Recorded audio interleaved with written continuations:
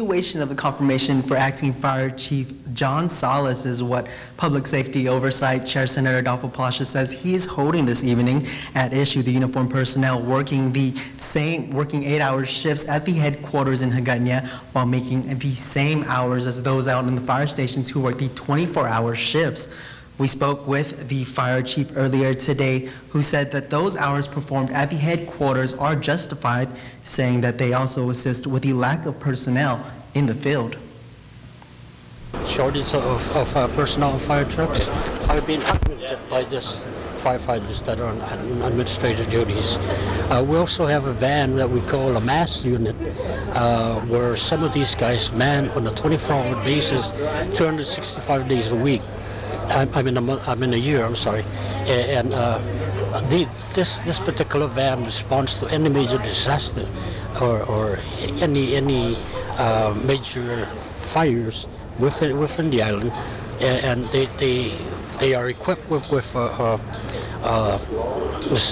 things such as canopy and some water and whatever other logistics that is required out in the field, that these guys will set up command posts so that instant command system would be set within that particular command post area.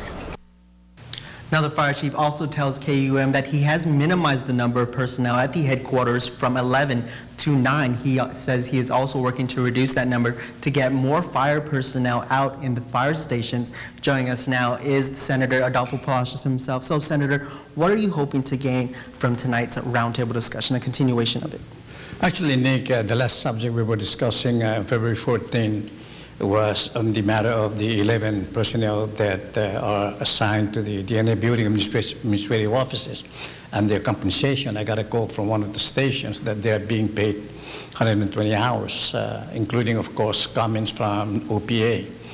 And again, it has nothing to do with legality or impropriety. It's a matter of policy call, judgment call, since Chief Salas is the new chief. He doesn't have to practice the old practice for that matter. Of course, this is within his prerogative, and we just want to allow him to complete that part of the discussion. Understand that in February 14, he was the last person testifying, and I was the last person asking the question. And out of that, when we concluded that, I said, could you submit the payroll record of the 11? So when I received that the following day, I got a call that it's not 4, it was 11.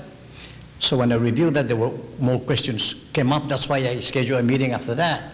But unfortunately, Chief Salas was ill that day. So this meeting, I didn't even call the AG, I didn't even call the OPA, because they already made their presentations. In other words, their interpretation of the law. Now I will summarize that meeting to Chief Salas tonight, and we'll see how he's going to take that. Hopefully, they will come together and have common understanding. It doesn't matter how it's done.